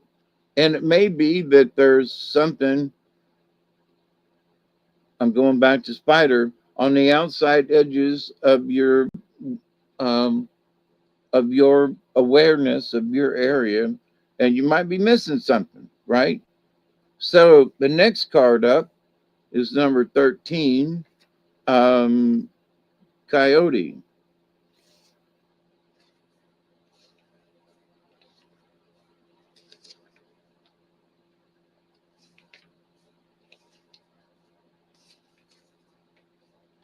And Coyote is right side up.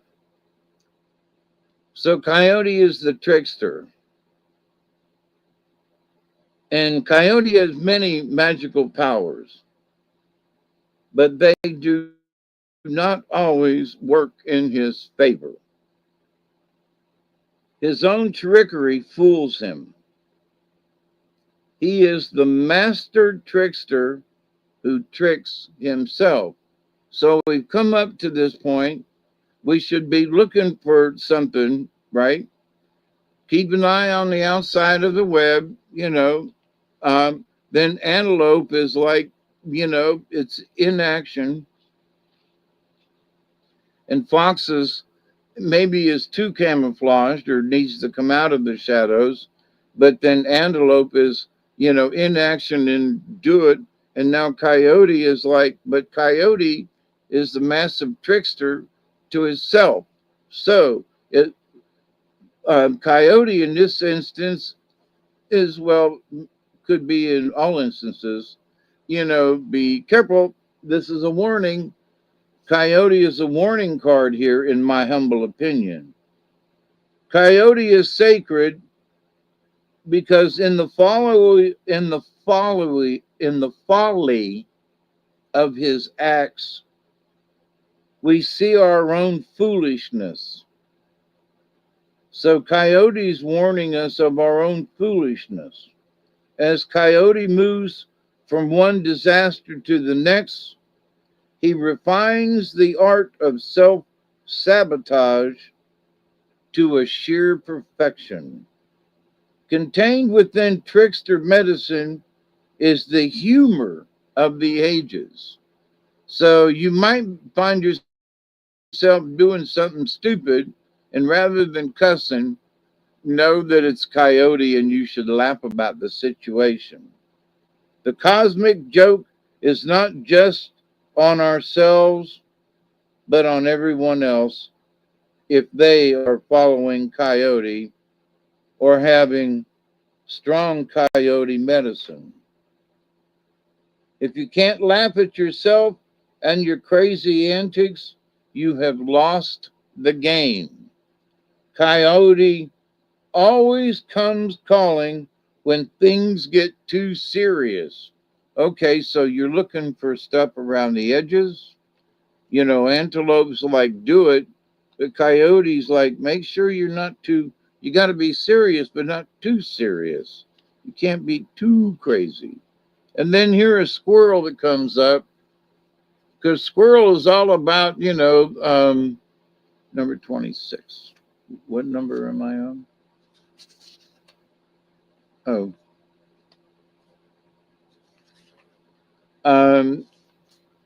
so don't be fooled by, the trickster himself.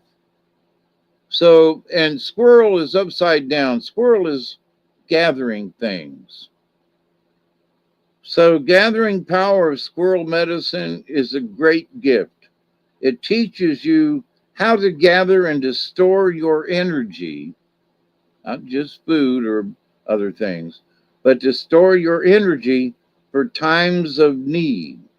It teaches you to reserve something for future use, whether it be a judgment and an opinion, a savings account, candles, or extra food, any of the above. To put it in a nutshell, squirrel is the Boy Scout of the animal kingdom. Always be prepared. Now, but squirrel is upside down. So the contrary medicine of squirrel is the hoarder. You've got too much stuff and you need to throw some things away. That person is a hoarder, a fearful person who expects the worst and is stuck in waiting for the worst to happen.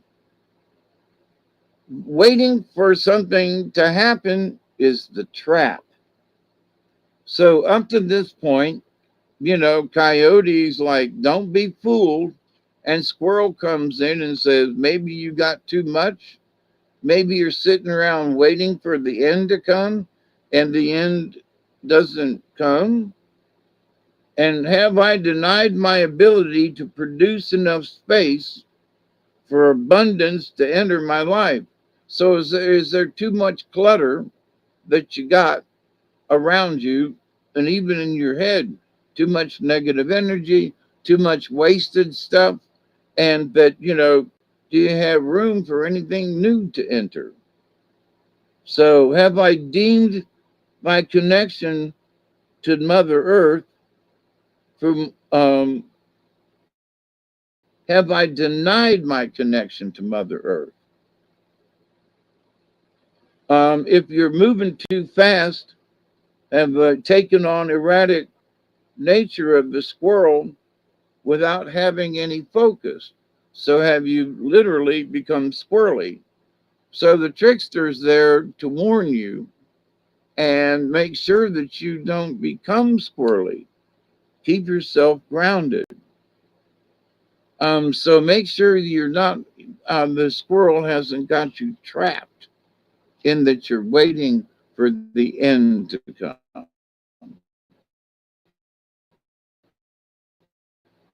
All right, Raven upside down.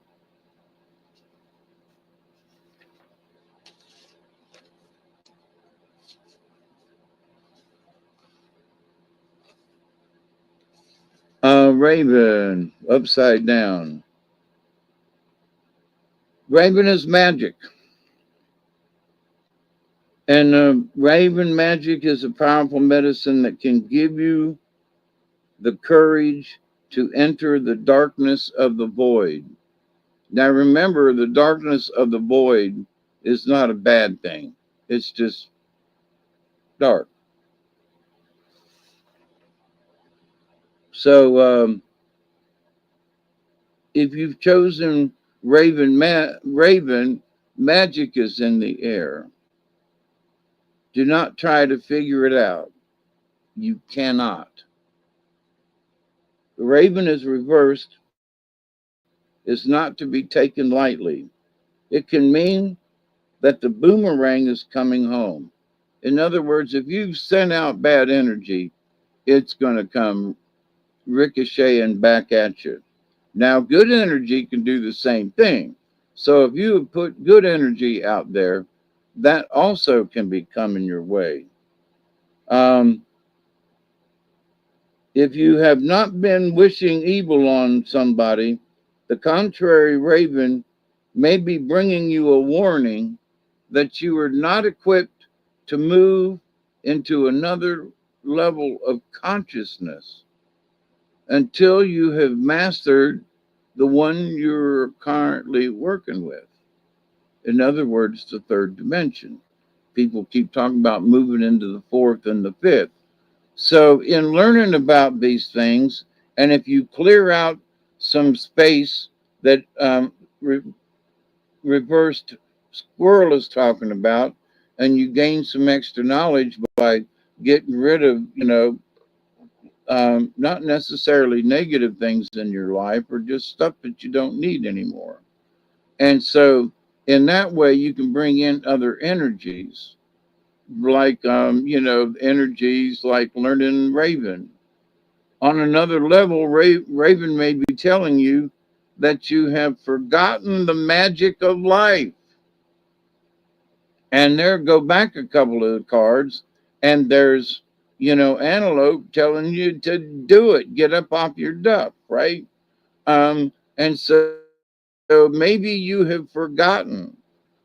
Contrary Raven may also portend a time of smoky, confused messages that you cannot see or hear because your intellect is insisting that magic is not real. In other words, you may be getting messages from the universe and you go, nah, that can't be real.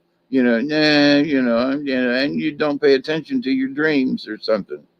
So to write the contrary, Raven, you may need to seek a trained shaman to clear the energy field that you have created, that you have created. So, one of the things you need to do is maybe take a lesson from that, which is to go back into and do that um, fake death thing that you know, go back to the beginning. So the next card up. So all of these cards are kind of sort of warning you about, Raven's telling you to be careful that Raven may be telling you that you have forgotten the magic of life. And I think there are some people that are caught up too much with the ballroom at the White House, that they're so crazy with stuff that they have forgotten to go camping, you know, basically. And they've forgotten that you've forgotten your own magic. So the next one up is number 12, porcupine. Now, we haven't had porcupine for a while. This is interesting. Now, in the book, there's 12, 13, um, 12 is porcupine, 13 is the coyote trickster in the book. Number 14 is dog, loyalty. There's number 15, which is coming up, which is wolf, the teacher. So we've got all of these cards in a row in the book. And also there's Raven, number 16, magic. So if you can see, all of these cards are contained within these mostly within these few pages. That's interesting. So porcupine is about innocence, and it's right side up. So porcupines have many special qualities and a very powerful medicine. The power of faith and trust. So here you are with all of these things coming up to this point. So now porcupine is showing you, in my humble opinion, to have faith and trust in the universe, you know, and to maybe have trust in yourself. Um, the power of faith contain the power of faith contains within it the ability to move mountains. The power of trust in life involves trusting that the Great Spirit has a divine plan. Through understanding the basic natures of this animal, you have come to understand your own need for trust and faith, for becoming like a child again. Because Porcupine doesn't have any, he doesn't fight. He's mostly playful and, gets around. And so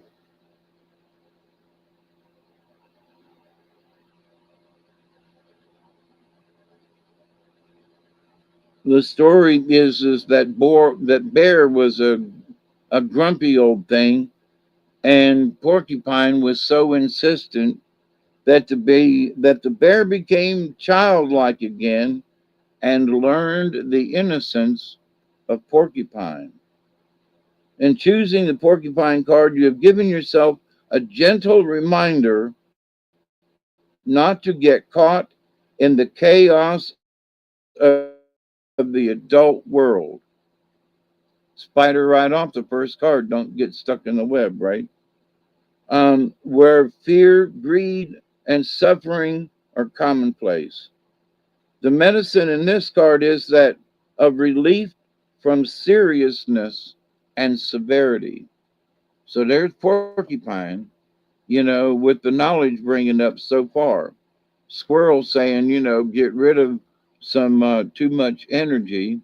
And Coyote is like, the trickster. Be careful of the tricks you will play upon yourself. And now the next card up is Frog upside down in number 38. And I think Frog is about uh, um, being cleansed.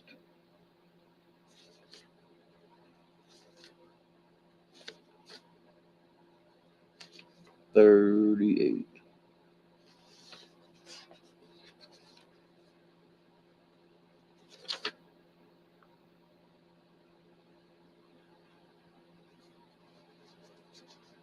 So I run across this again with antelope. The contrary antelope may also be telling you that a decision to start something is now necessary. The main element in procrastination is the lack of conviction. The main element to honor your chosen destiny is to honor your commitment to doing what you proclaim you are doing. Walk your talk is the essence of antelope people. Talking your walk is contrary antelope personified. Make a firm decision to begin that action you have not been doing lately. And Frog is about cleansing. So water prepares and cleanses the body for sacred ceremony. It is the element we understand best in the womb. Frog, like ourselves, is a polywog in the fetal waters and only learns to hop after it experiences the world of fluidity. Now, what that means is a frog starts out as a polywog. It starts out as a tadpole. And so, as a tadpole, it eats, fungus and lichen and stuff like that. It's basically a vegetarian. And then when becomes a frog and comes out of the water, then it becomes a meat eater. Then it starts eating insects and things. So, which is interesting. So, frog is about cleansing, but it's upside down. So, we're coming up with all these things, porcupine, with the innocence of thing and learning, and, raven and all these cards. So, here's frog upside down, which tells me that we ain't been cleansing right. So, the contrary position of frog can denote an unwillingness on your part to wipe the mud out of your life.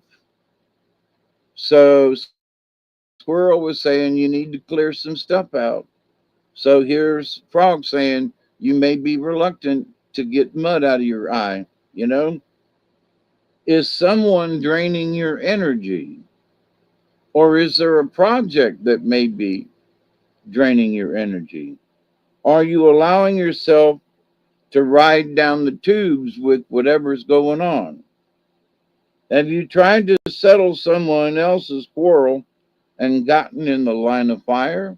Well, if so, stop it. At times, all of life's activities can be overwhelming, and everyone occasionally needs a break. Contrary Frog can signal one of those moments in life that says you gotta get out of you gotta take a break. But it can also portend a time of feeling waterlogged. In feeling waterlogged, you may be dealing with too many emotions or feelings. Maybe you need a good cry and let some things out. That is to say, the world is too much with you, or that you have immersed yourself in an idea or an activity to the exclusion of all other forms of life, which is weird. You exclude everything. Negativity is drawn to you when you refuse to give yourself the time and space needed to assume a new viewpoint. That's Frog now. Now we go back to Squirrel when you got to get rid of stuff that you don't need.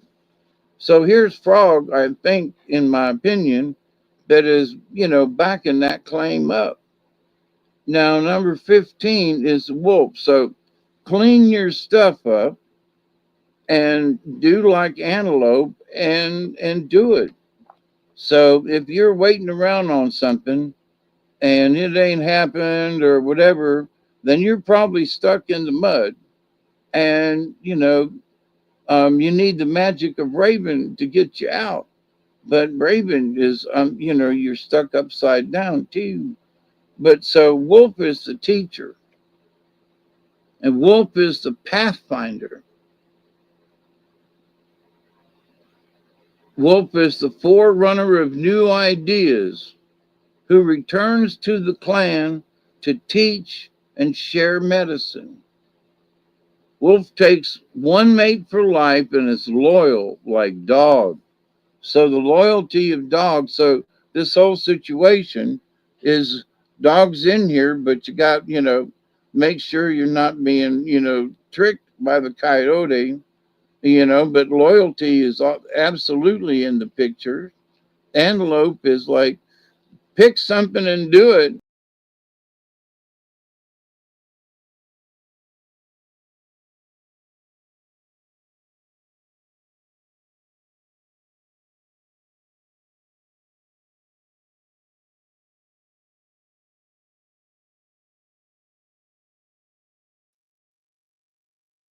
Huh.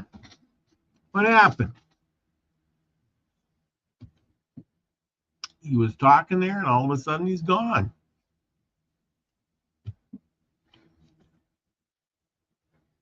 Well, I don't know. Well, computer problems or something. I have 6 sense of humor. I'm laughing. Yeah. There we go. There he is. Where did I leave off? We are on Wolf. Okay, and that's the last card. So I'm sorry, I hit the wrong button. I got the cards laid out across the computer, so I must have hit something. So the senses of Wolf are very keen, and the moon is its power ally. And we're right now it's like full moon outside. So ooh, everybody howl. If you have drawn Wolf's card, you may be able to share your personal medicine with other people. So in getting all cleaned up and getting yourself ready, it may be that you need to share, whatever project you're working on. You need to clean yourself up and allow other people to be a part of what your dream is. what the project is, you know, and to teach them. Um, in the great star nation, Wolf is represented by the dog star, Sirius, which legend tells us was the original home of our teachers in the ancient times. So there's the dog star, dogs in the cards. So interesting that these cards tonight back each other up. So it seems like find something. Spider's already got something out there on the edge of the web. Go look for it. Be careful, be patient, but go look for it, you know? And when you find it, you may need to share it with people, as Wolf brings up. So there you go. Bunch of cards for tonight. I hope it makes sense to you all. But it seems like, you know, there's stuff out there to be learned. Make room for it, you know? Oh, yeah, there's always stuff to be learned. You just got to open your eyes and open your mind.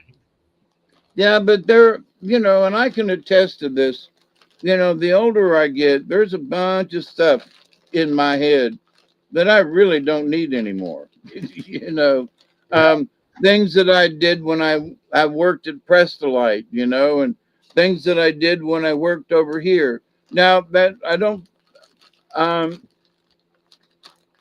you don't never really ever, unless you get, you know, old timers disease, you don't ever forget it. You just put it back somewhere, but you make room for something else that you've not experienced before.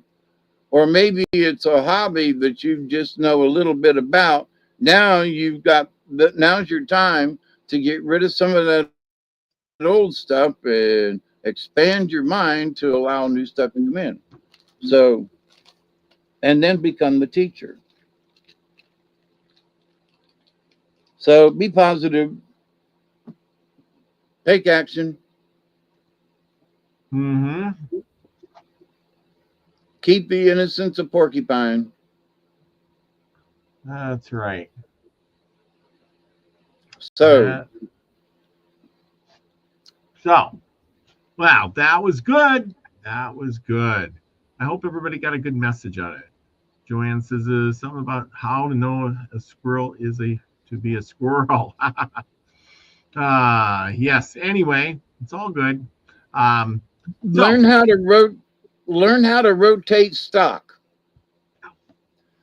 For the squirrel, don't just keep gathering, because you know, don't put, you know, the good nuts on top of last year's, because then that last year's is old and stale. And so rotate your stock, you know. That's squirrel.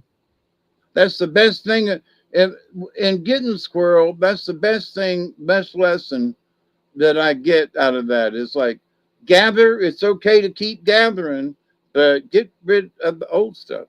Rotate your stock. Rotate the stock. I like it.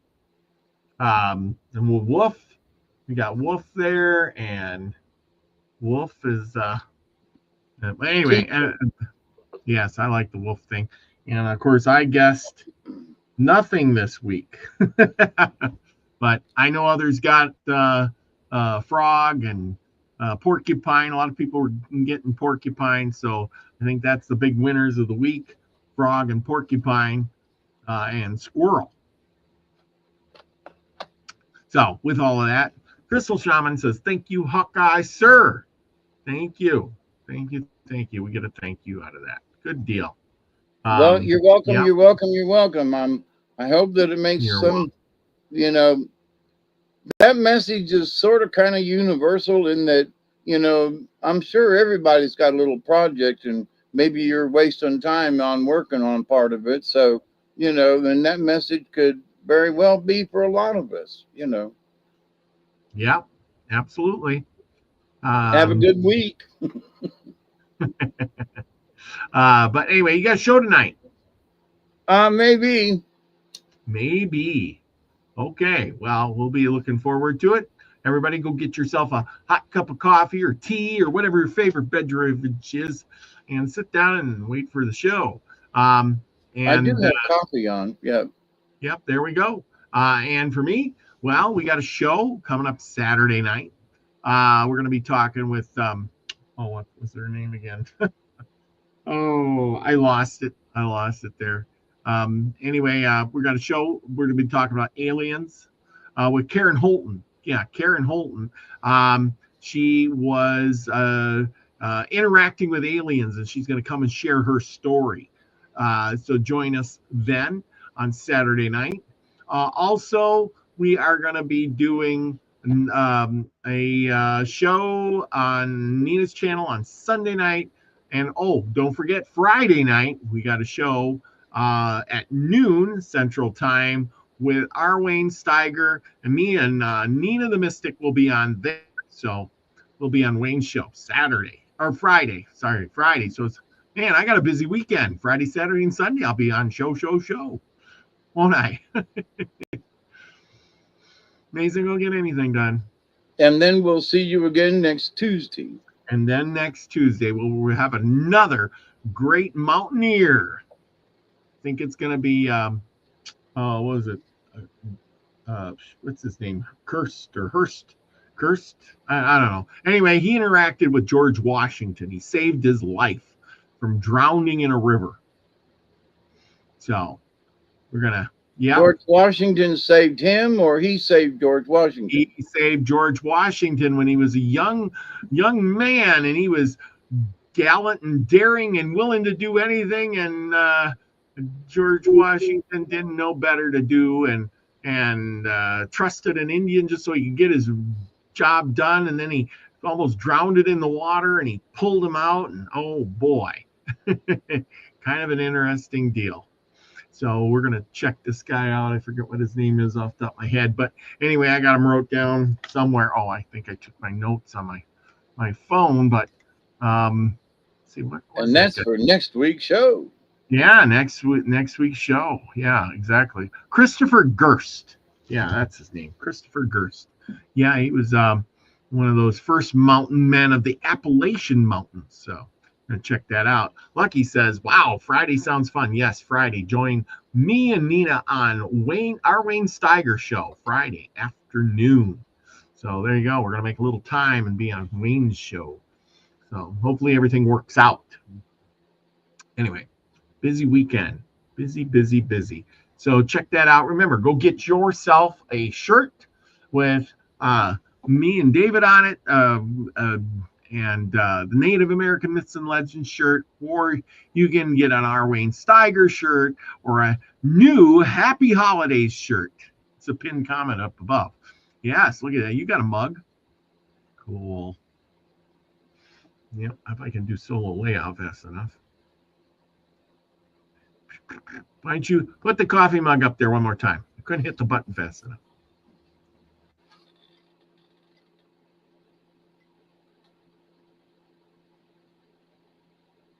Is it backwards? Nope, it's right on. We got it. Okay, it's good.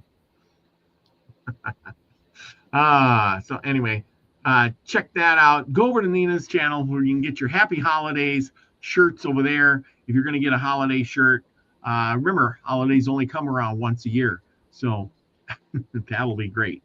Yeah, she's got a new holiday mug. Yeah. Can't wait to get the new holiday mug. Yep. Win-win there. So anyway, check that out. Remember, everybody, go out and do something nice for your neighbor. Remember, be nice to yourself first. And once you love yourself, you can love others. And you can't do that until you do it for yourself. Remember, self-love. And then spread it around. And with that, people, remember to be the frequency you want to receive, everyone. Love you all. Peace, everybody. Cheers.